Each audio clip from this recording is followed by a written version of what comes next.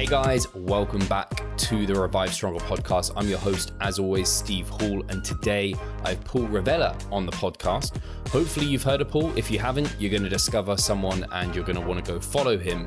And today we're talking about his experience working with bikini athletes, particularly in the NPC and the IFBB and also naturals, and how he gets them into incredible shape and some of the challenges they face and how to tackle those. And also we talk about the progressive linear load, how he came to discover this way of peaking, why he likes it, and essentially how to apply it to people. So guys, definitely enjoy this episode. And if you're interested in contest prep, learning more about that, definitely check out our contest prep ebook. It's a fantastic resource where we talk a lot about the things that we talked about in this podcast as well. Enjoy the podcast, and I'll catch you soon. Hi guys, welcome to the Revive Stronger podcast. I'm your host, as always, Steve Hall, and today I'm very happy to have Paul Revelia on the podcast. I've been following Paul for a heck of a long time, actually, and I'm surprised it's taken me this long to bring him on.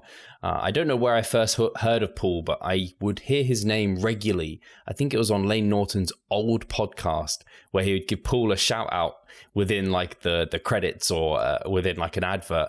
And I was like, who's this Paul guy? And then obviously found Paul and was like, oh, this is why Lane's really giving him props. And I imagine you don't get those props anymore because you've come a long way since then and have built an incredible business with lots of coaches, being the owner of Pro Physique Inc. And I imagine a lot of people listening will know your name, know of you and your work. And you've been pretty prolific, actually, looking over everything. And it's really exciting to actually get this opportunity to talk to you, Paul. So I don't know if you want to give the listeners maybe a quick summary or background of who you are, how you got where you are today, and then we can dig into some fun topics. Yeah. So from the perspective of like, being a coach or being involved in the fitness world, I first reached out to Lane in 2007 because I wanted to do a bodybuilding show, and he had a video series on his on bodybuilding.com called Life of a Natural Pro, where he coached a bodybuilder to a pro card in natural bodybuilding. And I thought, wow, I want to do that. And I reached out to him and he messaged me back, and he coached me to my first bodybuilding show in 2008.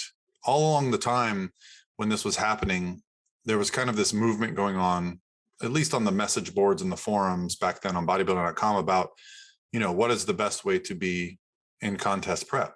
Do you need to be on like a meal plan, or can you just track macros? And back then it was, that's ridiculous. You can't just do macros. But I saw Lane's results and I thought, well, I'm going to follow this guy. And so I ended up doing an entire prep based on macros. Meanwhile, all my friends at the gym thought I was ridiculous. And I ended up winning the show. I did an NPC bodybuilding show, and I'm 6'3" and I was about 200 pounds on stage. So, far from a massive guy, but I was absolutely shredded. I won the show. And then I guess I started to build a little bit of a reputation as a guy who comes in shape when he competes. And so I came back the next year in 2009 and won a pro card. And then I competed again in 2012 as a pro. So, I started all this time I was, kind of involved in the sport. Lane ended up moving to where I lived in Florida. He and I became really good friends. And that's about the time when Lane's career kind of took off. He became probably, if not the most well-known nutrition coach in the world, one of them. Yeah. And he was reaching a point where he couldn't even keep up with his emails, like not just his clients, but the requests of his time. And so what he actually suggested was that I come be a coach, and he would send me clients. And I said, no, that's not something I'm interested in. I had a career, I was in the IT field. But after, maybe a few months or whatever, I finally agreed to coach one kid. He said, this kid paid a coach, the guy stole his money. Will you coach him for free? And I said, sure. Coached him for free. I said, what does he have to lose? He ended up doing very well. And at the end of it, I realized, I was at the show and I was like, man, I really like this. Like, the kid was very happy. His mom was very happy. They were very thankful. My wife, who was my girlfriend at the time, was like, well, you're really good at this. Maybe you should listen to Lane and get involved. So, it started with one client, and 2 became 4, and 4 became 8. And, it just kind of, I guess around 2011, 2012 is when I started actually making more money via my coaching business than I was on my career, which I had been doing for, 12, 13 years. And that's when it became apparent. Okay, we started the business Pro Physique. My wife and I came up with the name, bought the domain, and just thinking, we'll see where this goes. Within a few months, I had quit my job. My wife and I moved to another city. So kind of forced me to go all in on the business because we moved for her career. And I thought, well, I'll do this for a little while, then I'll go back to my career. That's been 11 years and I've never gone back. And now Pro Physique has, I think we have 22 coaches that work for us. Wow. Probably upwards of 30 employees, between all of our, support staff here at the office, or the digital people that help out, all around the country. So yeah, it's a full on business, and my coaching business has reached a point where now I'm, one of the best bikini prep coaches in the world. I had a girl finish 6th at the Olympia this year. And I've had lots of girls turn pros, win overalls and these kind of things. So, I'm still fighting the good fight to be the best prep coach that I can be. But that's where the last couple of years have been. And along the way, I started making YouTube videos, not thinking anything of it, thinking, oh, I'll just answer questions for my clients. Some of those videos ended up doing very well. And I'm about to hit 300,000 subscribers on YouTube, which is mind blowing. That's big. Because I remember when I hit 5,000, how excited I got. And then, I do Instagram as well, but that's where most people know me, between a podcast, a YouTube, and Instagram, or some of my competitors. It's really all cool to hear about your background and how almost this online coaching found you versus you kind of wanting to reach out to it, which is kind of nice to hear about. It is similar to me in terms of like, it kind of found me versus me finding it. Whereas now, I don't know, it feels like everyone's trying to be an online coach. Whereas I started in 2014, so a couple of years after you, but it was not a huge business at that time. So it's amazing to hear that you've got to a point where you have over 20 coaches. That's fantastic. And yeah, I think over the last few years, I've definitely seen you as like one of the top people, bringing in a lot of women to go and do incredibly well in the field. So that's really cool. And I definitely want to chat a bit more about that. But you were going to say. Yeah, I'm an open book, man, for sure. And actually, something I'm very interested to talk about, maybe we'll talk about, because you brought it up, actually, in terms of coaching women. What do you think leads women to you? Like, obviously you're a guy. A lot of women maybe want a female coach or what have you. And I don't know, you're obviously, I imagine, coaching more women than men at this point. Do you know what led to that? Do you have an idea or a feeling? Yeah, and it's a question that over the years, it's kind of, I've pondered it a lot, because it was definitely not my intention. When I started coaching, it was almost exclusively male natural bodybuilders, right? So I was a competitive natural bodybuilder. And when people would reach out to me, it'd be because they saw a picture of me and they said, hey, this guy knows how to do this. And then then I'd have a client turn pro. Oh, this guy knows how to do this. So I started to get a really good reputation as a pro natural bodybuilding coach. The reason I got into coaching the bikini division in the NPC and the IFBB was initially Lane had a few girls reach out to him, right, in the NPC and the IFBB. And he was at a point in his coaching business where he literally couldn't even take on clients. So he referred me a couple. And, I think it still persists to this day, but the idea of coaching women differently than men hadn't occurred to a lot of people. They were giving kind of the same protocols, the same ridiculous nutrition plans, the same training plans. Whereas, Lane, myself, our contemporaries, we really cater our coaching to the people that we're working with. And the difference between men and women, at least in my experience, if I take a guy and I coach him and he goes and wins a pro card, he might post one picture over the course of 6 months. Guys just tend to not be as communal in their coaching. We're kind of to ourselves. We do it for us. What I've noticed with women is that they tend to be more about the community, right? So girls will talk to their friends will do their preps with them.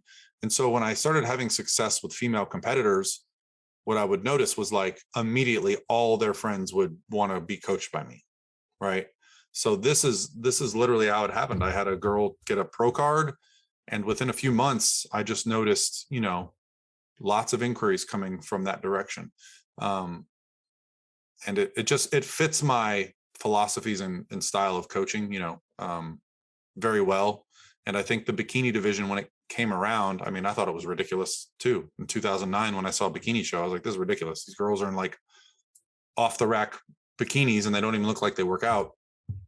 To where now it is, I mean, just an amazing sport of girls with amazing amounts of muscles, the balance between, muscularity, shape, conditioning, fullness, all those things. For me, it's obviously my favorite division. And so it's just fit my philosophies as a coach very well. And like I said, the girls just they come to be a part of the community. And it's something I've really focused on, is building the community of pro physique. And that's where we are now. Yeah. I can definitely relate to that. And I've done a few kind of online group coaching programs before, and it's very often the women that are a bit more involved and want to get more involved, and the guys just kind of like leave it to themselves and get on with it. But I think it also speaks to you, and I mean, you get results, and that's ultimately what it comes down to when people see you and you're doing really well with the women and they want a part of that. So I think that just speaks a lot of credit to your coaching. And something I'd love to speak about, and obviously you said this, like you cater your coaching. I think unfortunately, a lot of male coaches treat women like little men, and it's just like, they just push them in. And I think that's why initially Lane probably got a lot of the women influx to him, because he saw this and he wanted to repair it. And you've done a great job of kind of continuing that. What do you see as kind of the main challenges for females versus men? Because I guess some I would immediately think to is like just the fact that they're so much smaller and they demand so few calories, and that is a challenge in terms of, you hear people saying, oh, you shouldn't go under a certain number of calories. But what are the harsh realities do you find for some women that they have to kind of face through with a prep? Yeah, I think the biggest thing I noticed with women that would come to me from other coaches was, say you have a 120-pound female, some guys might have them on 200 grams of protein. And I'm like, wow, like that just is so wasted as far as calories are concerned. And so if you take a little girl and have them on 200 grams of protein, not only is it unnecessary, but it really causes a lot of digestive distress. Yeah. And if girls are having trouble digesting their nutrition, it can have some downstream effects hormonally. I pay a lot of attention to their stress, their recovery. I really believe in a push and pull approach to prepping, as in push hard a little bit, pull back and recover a little bit. Whereas I think, at least, especially when I was coming up and maybe to this day, a lot of people looked at prep as like 12 weeks, just go all out. You just day one, double cardio on the stairs, no carbs, we take our time, we do longer approaches. And I've been lucky and blessed to be around people in the fitness kind of education space, people like Eric Helms, who was someone I competed with, early on in my early years, and who, he's gone on to do his PhD. And, people like that have opened my eyes to things like diet breaks, multiple day refeeds.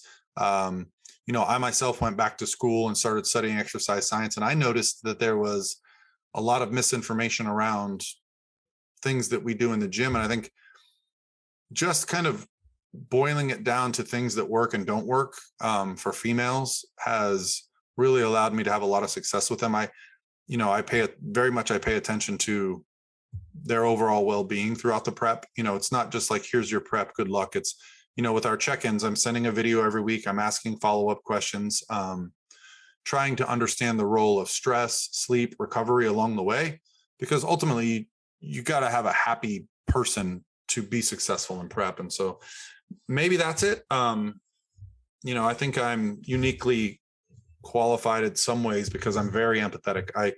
I really try as best I can to get inside other people's heads and understand what makes them tick and happy. And that has helped me. And I realized, at 46 years old now, that not everyone's like that, but that's the way I am. I'm very keen and aware of everyone around me in a room, in any situation. And I think that helps me understand my clients. I really resonate a lot with that. And I don't want it to sound like I'm tooting my own horn, but I feel very similar. Like I'm a very Sure. empathetic person. Kind of some people would, I don't know, think I'm a soft touch or something, but I just like to put myself in someone else's shoes, and doing the video check-ins is a big part for me. And I would say, yeah, women seem to enjoy maybe that component a bit more than some guys. Are a bit robotic. You give them a program, they just do it, they tick the boxes, but that not everyone's driven that same way. And I really like that holistic approach. Like just from my own perspective, I enjoy doing it that way, and I couldn't do it any other way in terms of coaching. Whereas I know a lot of people are like a bit more hands off. So it's very interesting to hear that ultimately that probably drives better results with a lot of kind of females, where they actually just do much better with that style of coaching, where they feel like they're involved, they're listened to. Probably in a way you're a bit of a therapist, even though we're not obviously qualified. Well, you might be, but I don't think you are. I'm definitely not. Yeah, we're not therapists, but it can be a bit therapeutic. Yeah, I definitely think that there is some value there. And I'm almost shocked sometimes when I have, girls reach out to me and inquire with me, and they've been with a coach for a year or two and they've never even had a phone call. They've never had a conversation. And so, I'm very invested in my clients. And so it's almost like a give and take, like whatever they put out, I give that back, So, but that's the only way I could coach and enjoy it. If it was just, I could probably make a lot of money just sending out plans and being cookie cutter. And that for some people that'd be fine. But I actually would not sleep well. I like to really, that's why I go to the shows every weekend. There's nothing like being at a show with the client to give you some insight on how you're doing as a coach. Yeah, for sure. And actually, I think I'd be remiss not to ask you, because I think people will be interested in this, like push and then pull back. Refeeds have obviously been something that have been spoken about for a good number of years. Diet breaks have become kind of more popular as well. And there's some people, obviously there was Bill Campbell's research recently, and that kind of went back and forth. Is it just psychological? And I know particularly Eric has spoken about it for females, where he does see correlations with when he uses refeeds more frequently with them, they maintain their menstrual cycle more so throughout a prep versus when he hasn't. Is that something you found? Have you maybe just describe your push and pull, kind of how you like to go about that during a contest? Yeah. prep? So I'll give you like a kind of a broad, let's say it's like a 18-week, 20-week prep, broad approach. So the beginning of prep, I don't use refeeds, right? So we're just switching into like a fat loss phase, right? So we'll bring the calories down, we'll bump up the cardio, get the caloric deficit going. We'll get fat loss moving for a while. Once we reach a point where, all right, we've lost some body fat, but I'm starting to feel like our calories are low enough that there are some depletion days going on. We're days where the weights feel heavy and, hunger is starting to tick up a bit. Might be 6-8 weeks into prep. Then we'll start with a single day refeed.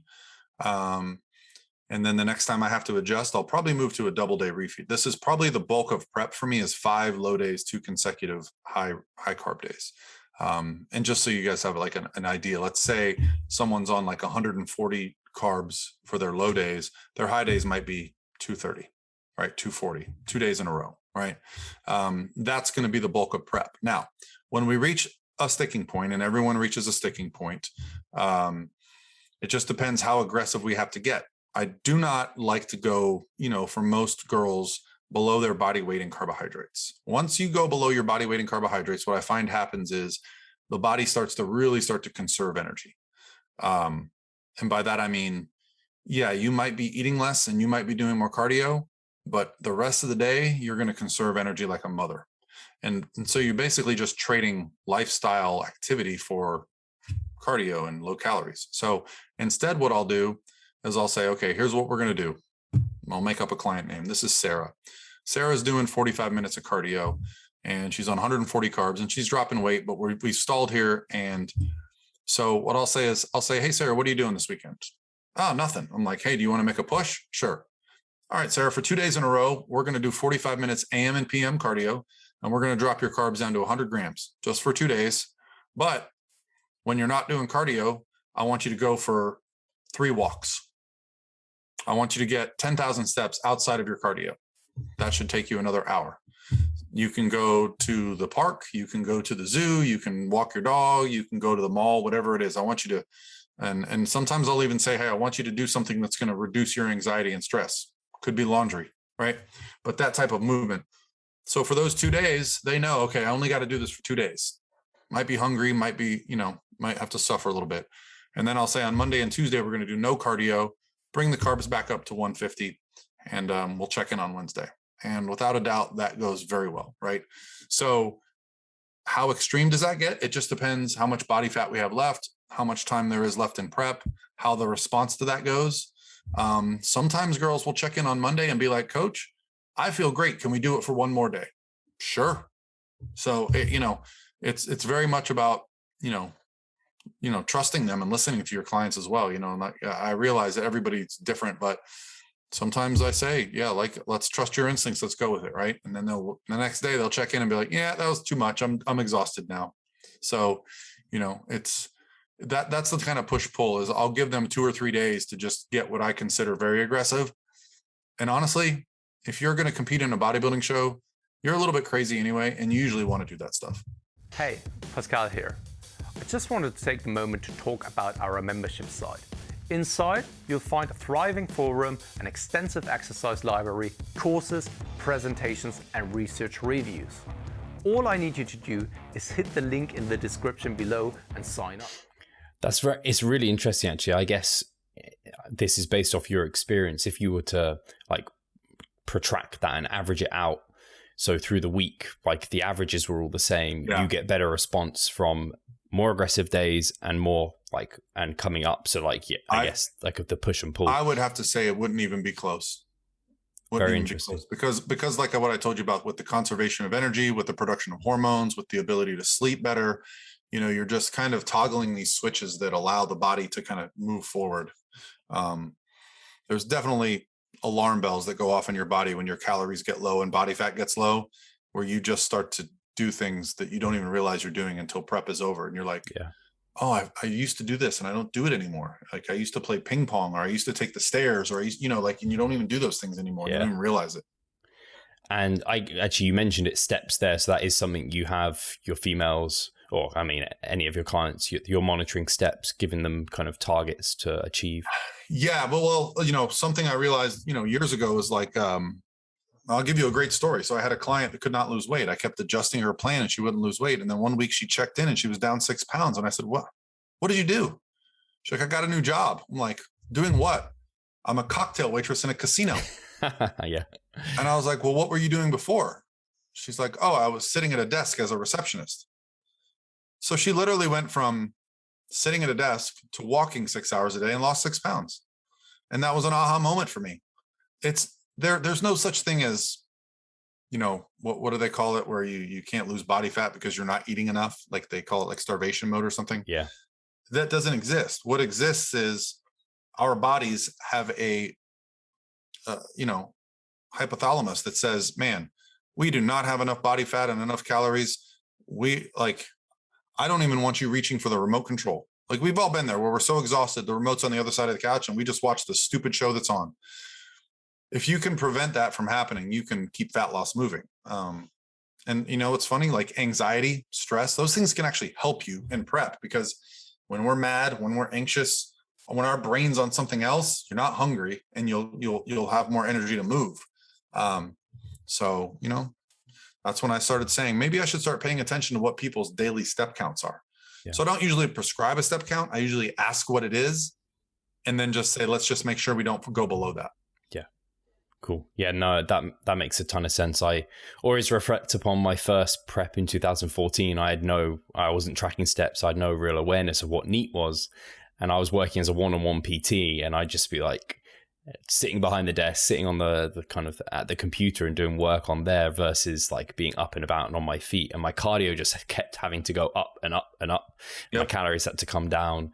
And I realized in hindsight now, I was just getting super lazy, and it was just, I'd let myself sit down. I'd kind of seek to be lazy, and I just had no awareness of it. And it makes a huge difference, like you said there.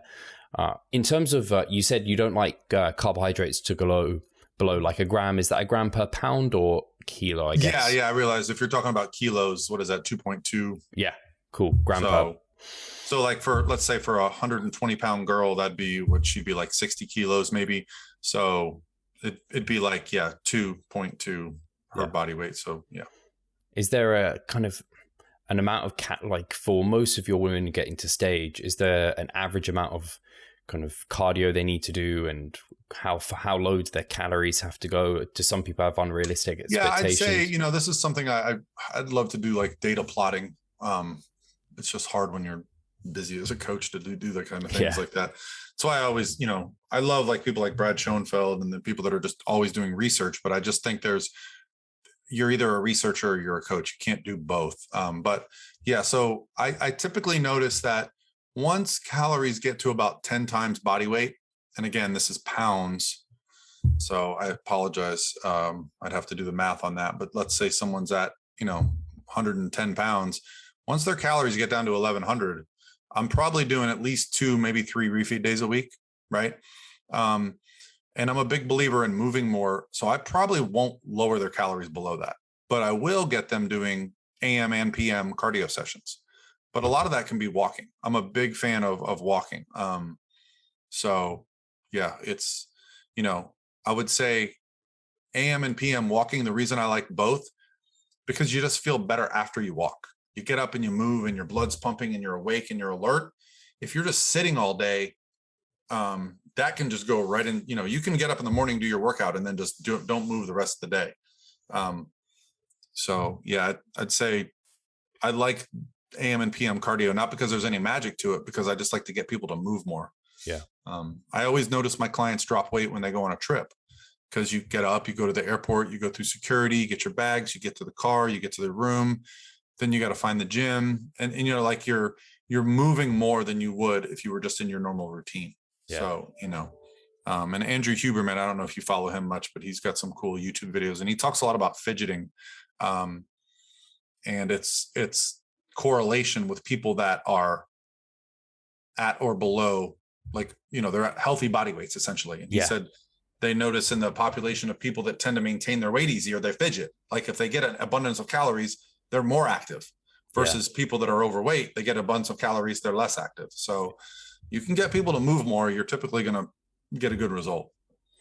Have you ever, it's something I've been experimenting with this contest prep, is using a weighted vest to kind of, for the weight that I lose, I kind of compensate via wearing the vest and try and wear that most of the day. Is there ever something, have you heard of that kind of approach, like trying to use weighted apparel? For myself, I'm rather tall. My back is an area that I really try to protect. I don't think I would wear a weighted vest just because it would weigh on my shoulders and my traps. Oh, it does a lot. Yeah. And I've had my friend Brian DaCosta, who did a prep with me in 2019, I believe. And he did something that none of my clients had ever done before. He bought a standing desk with like a little treadmill under it. Yep. And he would walk at like 1 or 2 miles an hour all day. Never had to give him cardio. And then he tried that. He said, yeah, I'm going to try this weighted vest. And he was like, the next day he was so destroyed, he couldn't even go to the gym. He's like, it really like wrecked me because of the weight, my calves, my ankles, my knees, all that stuff was hurt. So, I mean, it's for a bodybuilder, it's pretty simple. You want to focus all your energy around building the muscle, right? Getting the fat off should not hurt your body. That's the way I like to think of it. I think for me, I learned quickly that I needed to, it's something you taper into. So you can adapt to it, but you just have to, it's the people who end up, trying to use it late in prep, and they're like, I've lost 20 kilos. I'm going to wear a 20 kilo vest all day immediately, and you're like destroyed. So it's definitely something you have to taper into. But it's just of interest when I see people where their calories have to go very low and they're having to do lots of expenditure. It's kind of like, why don't you whack on like a 5 kilo vest for those like 5,000 steps that you're going to go and do? You might burn a few more calories that way. And it's a strategy I'm thinking for the smaller individuals who are on less calories, generally women, whether or not it's beneficial for them. But I just wondered if it's anything you'd ever considered. But you're using similar ways to it's all about burning extra calories. Really. That's, honestly, the term metabolism, I think it gets used a lot as a way to say you have a slow metabolism, you have a fast metabolism.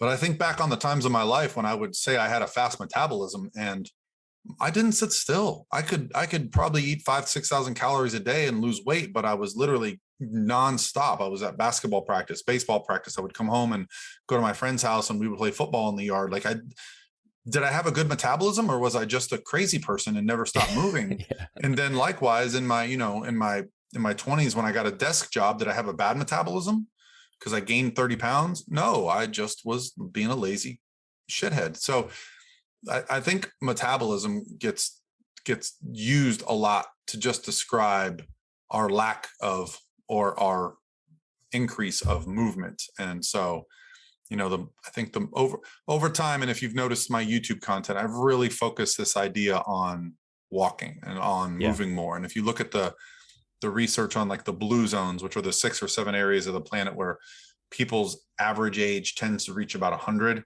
one of the common traits is that there is a built-in kind of need for movement each day, right? They're either they're just moving. They're just active people. They're not getting in a car, driving to work, sitting at a desk all day. They're walking places.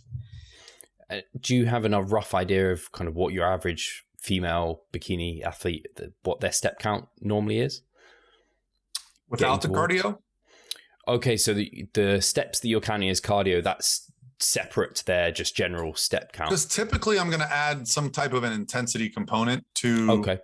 So yeah, I would say once someone gets to about 10,000 steps a day, that's about an hour of casual walking. That's when I'll say, okay, instead of adding a whole nother 20,000 steps or something crazy, let's walk on an incline, because you can, add a little incline and a little speed, and you can really increase the calorie expenditure without increasing the stress. And so I try to find that happy medium where we can do cardio as hard as we can with very little impact to our recovery. So it's more like low to medium intensity. A good example would be like an incline of 5 and a speed of 3.2. Cool. So you're probably burning, on the machine. Now this isn't, but if I'm looking at the intensity on the machine, it might say I'm going to burn about 450 calories an hour. Cool. And you said maybe like 30, 45 minute sessions, maybe up to twice. I'll start prep with 15 minutes and then, then we'll go to 25, then we'll go to 30, so I'll walk it up. Sometimes I'll say, would you rather do, two sessions one day, or would you rather do 5 every day? Right. So, I try to work around people's schedules, because if you can do that, you can really get on a good autopilot with prep. You don't want people trying to go outside of their normal routine to get stuff done, because eventually that's going to break. Yeah, it's unsustainable for sure.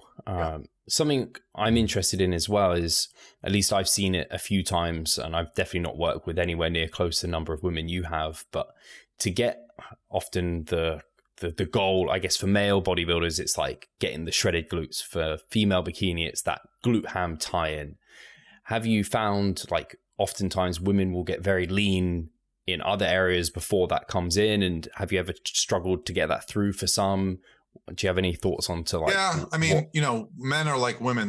They all get fat. They get lean differently. So like, my most well-known bikini competitor is Daraja Hill.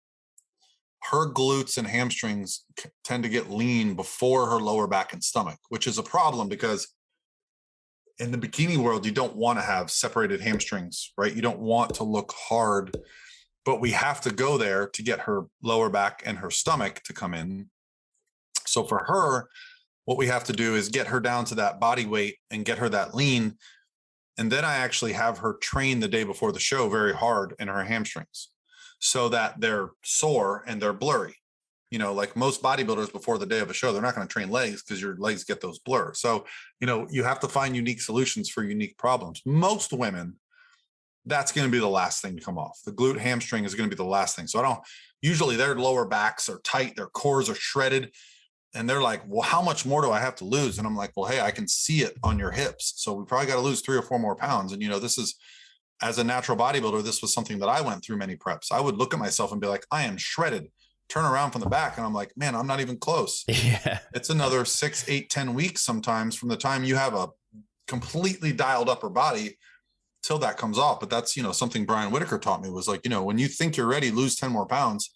Yeah. That's stage lean. And that's kind of the approach I took early on with my competitors. Because when you're stage lean, the body just becomes so much more fun. When you're chasing conditioning, too much water, too much carbs, too much sodium can really change your look. When you're shredded, even on a bad day, you're shredded, right? And it just becomes so much easier to walk on stage with a little bit of food in you, already shredded, than if you're a few pounds off and you're trying to not look like you have a few pounds of body fat. So yeah, I think that's one of the things that, was an advantage for me going into coaching in the NPC is there's not a lot of coaches in the NPC that actually understand how to get somebody lean. A lot of them try to use peak week as a way to kind of manipulate conditioning. I do not. For me, peak week is just a week of recovery. And actually that leads very nicely into the topic I wanted to talk about was the kind of progressive linear load that I know Dr. Joe kind of, I guess, like formally came up with. And I know you're good friends with Dr. Joe as well. And when I've been researching it, your videos have been cropping up over on YouTube and looking into those. And this is something I have, over my career and seasons within competing, moved towards the progressive linear load as my peaking strategy and the way I like to do things. But I'd love to hear, first of all, how you kind of came to decide that was the way you were going to go. And then we can get into some discussion surrounding what that looks like. Yeah. So, early on in my competing career, I would usually do 2-3 shows a season. And I would always notice second or third show, I would just look better. And it wasn't any particular change in the prep. And I just noticed I would go through the peaking plan with Lane and I would look really good. I always had great success. I've been very fortunate. I've won a lot of shows. But like the next week, I would just go back on my diet and I'm like, man, I look even better this week. And then the next show, I would look even better that week. As long as you didn't blow it out with a 10,000 calorie, cheat, the body would just start to look better and better. So, I started thinking why are we waiting until peak week to do this approach? So I started experimenting, before I had talked to Joe with doing peak week before peak week, for an example. I'd say, hey, we're going to do a peak week test, and everyone would be on board for that, right? So I started noticing that the body tended to get leaner and look better on more food, right? So that was kind of like the first thought I had. Then I had a bodybuilder by the name of Ray Clark, who is, he's won the Yorton Cup. He's just one of the few truly great pro natural bodybuilders you'll ever see. He's literally on stage at 6'1", 225. He's a monster. Yeah. If you look at any of my videos, if you've seen Ray Clark, it's laughable when he shows up to a natural bodybuilding show. Other than like the world championships, he's one of the few guys that could stand next to somebody like Doug Miller. Right. So I just always would notice, I could never peak him right. I'm like, what am I doing wrong? I've tried, walking the carbs up, starting, I would do like a high day on Monday, a high day on Friday. I would try just every approach. And I finally, I just got sick of failing. And I reached out to a couple different coaches. And one was Dr. Joe. And I said, Dr. Joe, I've got this guy. I can never nail it. He's looked great at some shows and terrible at some shows using the same approach. And so we just went through his philosophy on peaking, and he explained to me the problem with, Lane's approach was like a high day Monday, and then you kind of taper down going into the show. And then Friday, you probably have another high day. And he said, the problem with that is when you fill everything out on Monday, you're going to look good on like Tuesday or Wednesday. Then you're going to start to get really flat again. The problem with having a high day is you actually speed your metabolic rate up. You actually speed up your digestion. You have more energy. You burn through your calories faster. So by the time you get to Friday, you don't know how much you should be eating. So he explained it to me as in, think of your muscles as an inflatable balloon, and you want those balloons inflated with the most water and carbohydrates you can get in them without spilling over. So what's the best way to do that? That's to slowly expand the balloon every single day of peak week, right? Not to blow it up on one day, let it shrink back down, and then try to fill it back out. Never worked. So lo and behold, the first time I did this with Ray is when he had his best show ever at the Yorton. And he won the heavyweight class. And that was the week I literally walked his carbs up like maybe 20 or 30 a day. And every day he would check in and look better and better and better. And on show day, he woke up I mean, we probably, someone like Ray that weighs 220 pounds, we could probably, if you did like a rapid backload, like Cliff Wilson likes to do, where, you basically just take all the carbs out of the body for 3 or 4 days, Ray would probably take 1,000, 1,200 carbs to fill out. The problem I always had with that is you have to take the digestive system into account. I didn't have a lot of success getting guys to eat 1,000 grams of carbs in 24 hours. Sleep is interrupted, it just became a mess. Whereas like with Ray, I think we had maybe, 300 to 400 carbs a day before the show. The day before that, he had 250. The day before that, he had 200. The day before that, so his digestive system was ready to go. Yeah. And that was the first time that I got to say that was probably 2016. And then from then I just started applying those principles to my bikini competitors. Now, what the bikini competitors really liked was that their weight would drop, right? So as the food would go up and the cardio would come down, and that's another key component. So if we're doing like 45 minutes of cardio on Monday, by Friday, we're doing like 15, right? And that's just to keep moving and keep digestion good. With the bikini competitors, what I noticed was the carbs would go up, the weight would drop. And so they correlate lower weight with success, right? So then there's this component of confidence. They look better and their weight is dropping. And it's one of those things. It's almost like if it wasn't real, it would be great marketing. Eat more, lose weight, look better. Yeah. It'd be great marketing, but it's just a fact that it just works that way. And that equation of why do people drop weight when they eat more? And I think it literally it's just that calories in, calories out. The calories out portion gets changed. The calories in is kind of steady. You're going up. Like if I had 20 carbs, that's 80 calories.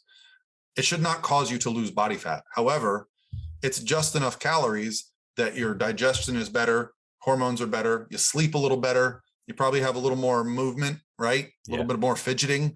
And so it's this perfect combination of food's going up, body fat's coming down, you look better and feel better every day. And it's for me, it's the gold standard of how I know a competitor is going to do well, because especially in bikini and natural bodybuilding, you've got to be full and very tight. And this allows us to be very predictably full and tight. Yeah. Hi guys, Steve here. Just wanted to take a moment of your time to remind you of our online coaching service. At Revive Stronger, we pride ourselves on providing personalized service that will take your physique and knowledge to the next level. If you're interested, check the description and sign up. Yeah, I think that was really nicely described, and particularly the kind of the balloon concept in terms of like, you could quite easily pop, like you've just got this one kind of risky maneuver, especially if it's at the end of the week. And I guess, I particularly for myself, and I imagine it can be the same for a lot of competitors, maybe a lot of bikini competitors might be like this, where like if you've got a whole week and you're slowly ramping things up, things are looking better and better, versus like coming into that kind of final end of the week and you just feel drawn out, tired, lethargic, and then you just get a ton of carbs. Like, it's stressful actually having to consume that amount of food, and that can play with your mind as well, how you're going to look in the morning. So I find it to be just a very, very de-stressing process. You mentioned training. How does training tend to look through that as well? Is that something you're manipulating? So if a typical show day is Saturday, Monday, well, I'll do two different. I'll do like a natural bodybuilder and I'll do a bikini competitor. Natural bodybuilder, we'll do our last really hard leg day on Monday, full intensity. Tuesday will be our last full intensity kind of back day. So I do it in the opposite order of the biggest muscles, right? So biggest would be legs, second biggest would be back. Like Wednesday will be our last full intensity, like chest and shoulder day. Thursday and Friday is circuit work, right? So the only thing I'm doing Thursday and Friday is just enough training volume to get a pump, to get blood into the muscle, keep digestion moving, because those are going to be our two highest carb days. So I want to gauge how they look in the morning and how they gauge after they train, right? Typically on Thursday, they're going to look really good in the morning. They're going to look really good when they start working out, and they're going to flatten out. Friday, same thing. Look amazing in the morning. As they start working out, they're going to get flat. By the end of the night, they'll probably be a little bit flatter. And that's going to be our highest carb day, the day before the show. I will do just very, very light like maybe a couple sets of leg extensions. Again, my philosophy is I want blood and nutrients going into the muscles, especially when we're adding the sodium and carbs. I do not want any soreness. I don't want any kind of stress, no metabolic stress, none of that. Just and I've experimented with giving people a day off the day before the show, but we're such creatures of habit that the day before the show, if they don't have a workout to do, and even myself, I like going to the gym the day before the show. I look fucking incredible. Like got veins everywhere. You know, if you've got a tank top on, people are staring at you. Like it's a nice feeling. So with bikini, it's a little bit different because we're not so focused on getting on stage striated and vascular, right? So it's a much more moderate approach. So I'll keep their training the same Monday, Tuesday, Wednesday. Whatever training schedule they have for those days, it stays the same. Thursday is a full body circuit. Friday, I'll do a full body circuit with one caveat. And this is something that I just started doing over the last year. Training the glutes to full intensity. And I know everyone's like, well, why would you do that? Well, what happens when your muscles are sore? They're inflamed. Well, you don't want inflamed muscles because then you can't see the cross striations. Well, with the glutes, you don't flex them. So what I've found is that with our highest carb day and a little bit of inflammation, the glutes can look a little bit fuller. That's your entire back pose in bikini. It's two poses, front and back. So I've just found that if they're a little bit sore, very full, it's a nice look. So yeah, but you know, that can change from person to person as well. Yeah, really interesting. I think the general kind of philosophy, like you said, is like when you're getting near to the stage, it's about kind of telling the carbohydrates where to go within the muscle, train it, get some blood flow, almost like deloady style. But the specific for the female, that's a very interesting. I've not heard that. Well, it's just something. It's what happens when you pay attention, because what I would notice is like girls' glutes would look great on Tuesday, and they would get flat and flatter and flatter, and they wouldn't look as good on show day. And I'd be like, "What did you do Monday?" Oh, I did like 20 sets of glutes. And I'd be like, so Tuesday, when you sent me those pictures, your glutes were sore? Oh yeah, I couldn't sit down. Huh. You know, this is what happens when you pay attention as a coach and you just don't send everybody cookie cutter shit. You actually start to notice these little kind of nuances that, you know, as a competitor, you put months and sometimes years into like a few minutes on stage. Yeah. You know, so I want to think like we're doing everything in our power. Doesn't guarantee victory. You know, there's so much that goes into, you know, who's on stage. But, you know, I've even had girls that didn't place that well, just thrilled with how they looked. And that's more important to me. Yeah, absolutely. And then you mentioned sodium and fluids. And again, another reason I tend to like this approach is because those things can be quite simple. They kind of follow the same route as carbohydrates do. Is that what you tend to have going there as well? Yeah. So the week before the show, so let's assume a Saturday show, Friday would be like the highest carb day. The previous Friday, I would have given them a carb load very similar and a sodium load very similar. So let's say their typical sodium intake's 2,500 milligrams a day. And I'll have them the week before on a Friday do 4,000, 4,500 milligrams of sodium with a really high carb load. And then say on Saturday morning, tell me how you look, right? And then we'll go through the process of peaking, which includes Saturday and Sunday. I deplete them and then I walk the food up. So I kind of already know how it's going to go. They kind of already know how it's going to go. They've already eaten the foods. They know how to get their sodium. They know what, you know, sources to use. In peak weeks, the only week in prep where I'm like, listen, you're eating the same foods all week. Don't change anything. Don't add or subtract. Whatever you eat all prep, eat that. So that sodium is predictable. We're tracking our fluids. That's predictable. The biggest variation for me is carbohydrates and sodium. And on show day, the biggest variable is usually water, right? So some people will look great with extra water. Some people will feel, you know, watery, bloated. So I find most people, when they don't look good on show day, it's because they're under consuming water. They might start to pee a lot. That's one of my questions I'll commonly ask is, hey, are you urinating a lot? Yeah, I've been peeing a lot today. Okay, I'll have everybody bring these to the show.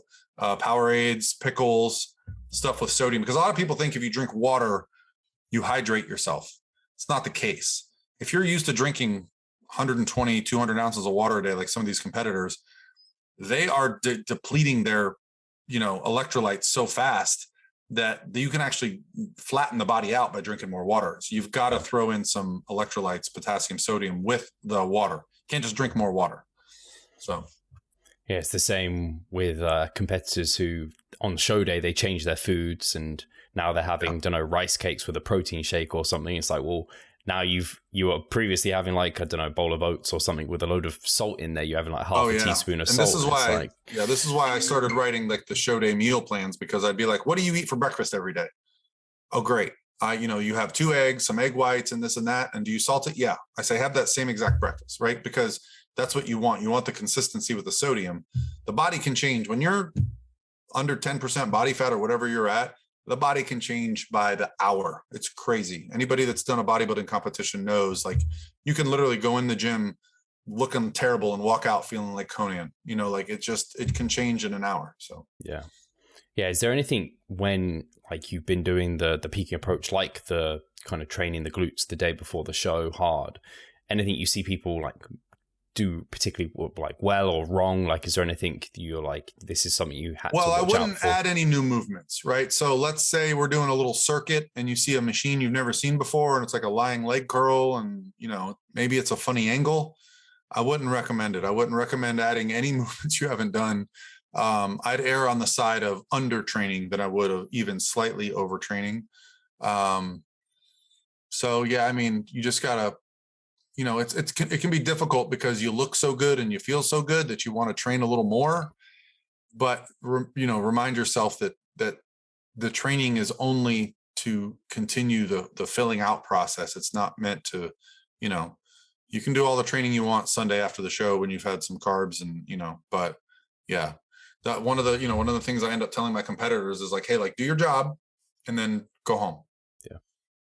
Don't get caught up in a conversation. You go to these shows and these people are friends because they know each other on social media and they're at the gym for 3 hours. I'm like, what'd you do? Oh yeah, I was talking to so-and-so and I forgot to eat my next meal. And I'm like, man, you're not doing your job. Like, you dieted for like 6 months. Let's do our job. So, that's part of becoming a high level competitor is, blocking all that stuff out until it's time to not block it out. Yeah, and I think something I really appealed to me about this approach was the fact so many variables are kept quite steady. So you have control over carbohydrates, which is the main variable you're kind of looking at, and you keep your routine kind of the same, just kind of back off a little bit towards the end. And then when show day comes around, like, everything is so predictable, you kind of come into show day and not have to worry too much about food. And like you said, it's more about the kind of fluid and electrolytes. You find, I guess, from my experience with bikini athletes, that they have hair, makeup, like tanning. Oh, man. So with all of that involved, and they have to think about, I don't know, food and things, have you found it to be simpler on that front as well now? Yeah. So one of the things that this is kind of the newest thing that I've started doing is, if things go really well on Friday, right? So Friday is going to be, let's say, I just posted about Daraja and been talking about her. So let's say on Friday before the Olympia, she had 270 carb, 50 fat, 110 protein. Typically, I'll have on their peak week plan a meal plan for show day. But if everything goes really good on Friday, this is what I've been saying. Copy that meal plan exactly. Whatever you did on Friday, do it exactly on show day, right? Because this allows us to stay full. Obviously, your metabolism has, your digestion has done well. You woke up on show day looking great. All those foods did well for you. We're just going to copy and paste and repeat that. And it's got a lot of benefits. So the first benefit is it's going to keep us full on show day. The second benefit is they saw what they looked like the day before. They probably woke up on Friday, pretty dry and flat. And as they ate, they looked better. Well, great. On show day, we know as we eat, we're going to get fuller and better, right? Perhaps, other than performing your best, the best other attribute would be when the show is over and you just ate 270 grams of carbs and 50 fat, you don't even want to go out to eat. I'm telling you, like, a lot of times they're like, I'm just going to go home. Like, there is this like post-show stigma that we get into, like, where are you going to eat after the show? And for good reason, part of it's the social aspect. Part of it's like, okay, we haven't actually had a real hamburger or like sushi or whatever it is. But I'm telling you, the amount of competitors that don't even care to do that anymore, and that sets them up for a ton of success. And I'll give you a huge secret. guess what their starting macros are for their reverse diet?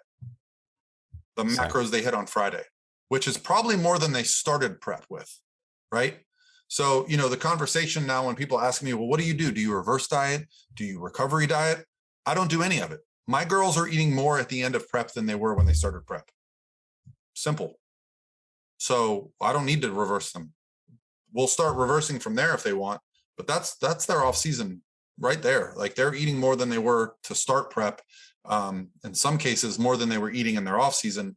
And we're going to bring the cardio down to 30 minutes. And I'm telling you, they will maintain their weight or gradually creep it up with that diet 99 out of 100 times. And it's, I've got tons and tons of case studies now on my clients that go into off season. They never lost their cycle, right? Because we did diet breaks along the way. They reversed into the show. They won because they looked freaking amazing and they're set up. Like, what's the next goal? Are we doing another show? If you just got your pro card, are you doing your pro debut? If you just won an overall, you going to nationals? There's a lot less struggle with my clients between the goals, because the thing about the bikini division is there's so many things to be doing, right? There's the novice, there's the open, there's the nationals, there's the pros, there's the Olympia, like there's so many. It's not like, bodybuilders are going to do a show in the fall every year or a show in the spring. No, it's like, some of my girls are competing in the spring and then I need to break them. And then in the fall, some are taking a year off, some are taking 2 years off. So having that tool of like, we're starting the improvement season in such a good place that I'm like, man, some of them drop weight after a peak week, it's crazy. So, yeah.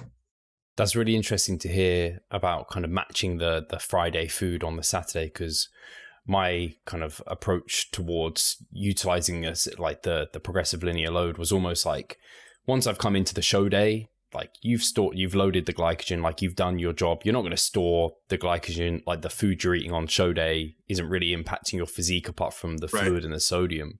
So I tended to have kind of not a lot of food on show day, more like a low day. Have you found that to work for people, or have you found that actually the reason you repeated the Fridays, because sometimes you found by coming back down, it actually did impact the look, even though theoretically So what I found was happening was, because a lot of the shows were switching formats, and bikinis always last. Yeah. Always. So if my girl's not getting on stage till 1 or 2 o'clock and she's only had 2 meals and they were kind of small, she might be flattening out. She might be like, she might have woke up on show day down a half pound from the day before, even though food was up. That's very common. Yeah. So, I started noticing like, man, they're sending me, so I send them a questionnaire for peak week and they're sending me their typical meals. And that's kind of what I give them for show day. But those show day meals might be way less than they were eating Thursday and Friday. So their digestion is improved. They're, the reason I started doing that was because I'm like, man, what if we don't go on stage till 1 or 2 in the afternoon? I don't want to be chasing fullness again. And I can, that's the other thing. I stay in touch with them all day. If I'm not at the show, I'm on the phone. Yeah. And, I typically say like, okay, let's eat every 3 to 4 hours. If they say, coach, I'm still kind of full, don't eat, so it's not a one size fits all approach. Cool. It's definitely like, okay, coach, it's been 3 hours. I'm starving, and I've pooped twice today. I'm like, cool, go eat your meal. Right. So it depends on the person. Yeah.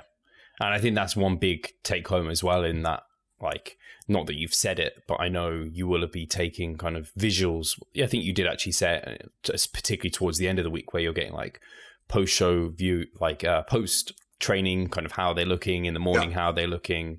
And you're essentially kind of auto-regulating it based off how they're looking, versus like you don't have like you said, a cookie cutter plan, and this is what's allowing you to modify and get the best outcome.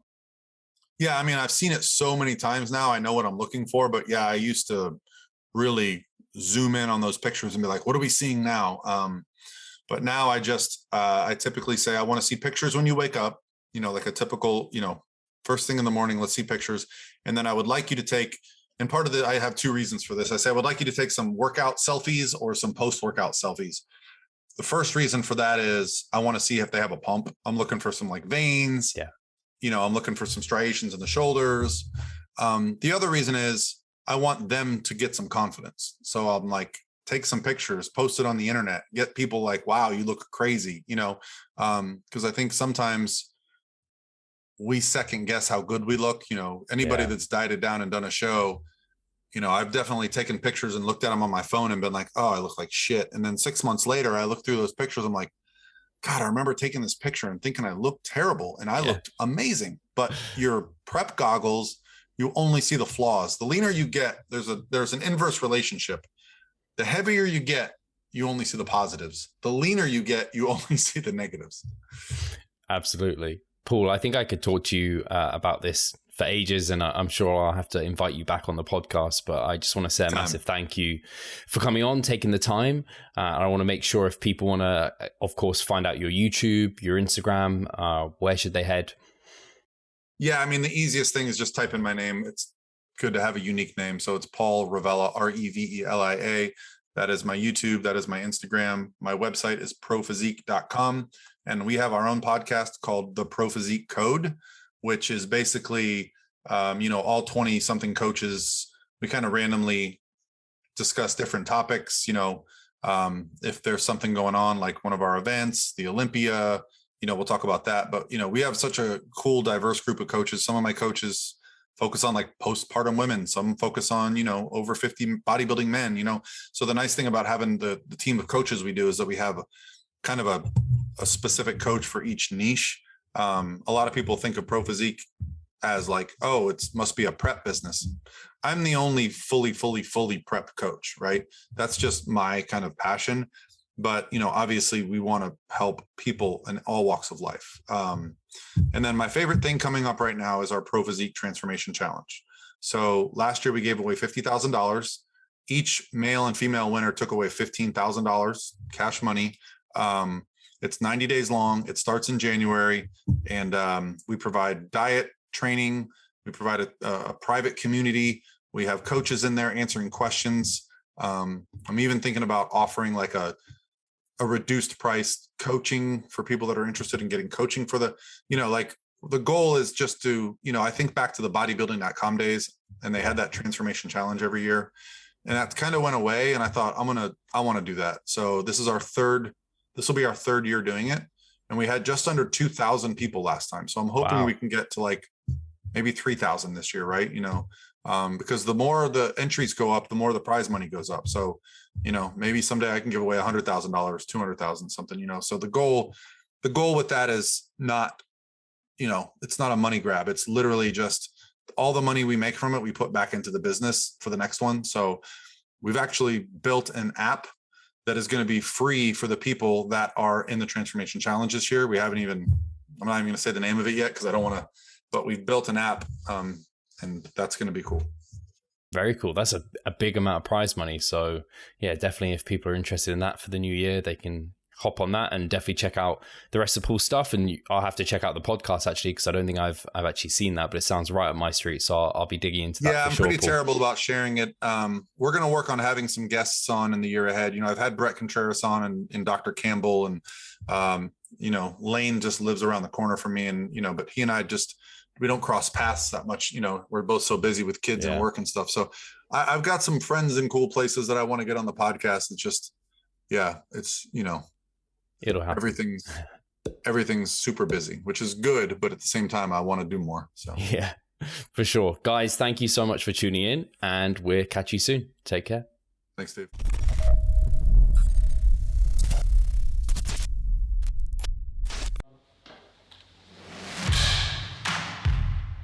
So I'm Steve Hall, founder of Revive Stronger and a coach of Revive Stronger. My name is Pascal Florn. I'm the co-owner of Revive Stronger and also a coach, of course. Revive Stronger has probably been going solidly for 3 years, roughly about 3 years. Revive Stronger, to me, it is becoming kind of my child, my foster child. It's the gathering and getting together of like-minded people. We've been expanding the coaching team, which is helping us help more people, but each coach can only help a certain number of people. Right now, it's all over the place. We have YouTube, we have Facebook, we have Instagram, but there isn't that community aspect behind that. And so the next step for us is developing a membership site. So basically, we want to create a family and a community that is then benefiting from another. A really cool community for people within our little niche is going to be a website. They will get early access to our podcast. You can access us, ask us questions. The community aspect, we have a forum there. You can ask questions, but also you can log your journey. There's also going to be courses on there. Courses, presentations on different topics, discount of past seminar footage. We will log our journey as well. We'll start vlogging. We're going to have documentaries. Our entire athletic journey. Furthermore, they get access to an exercise video library. The exercises that we love for hypertrophy and maximizing hypertrophy, we're going to go through those in depth, telling you how to execute them. We kept them concise and also mobile friendly so that you can watch them in between your sets.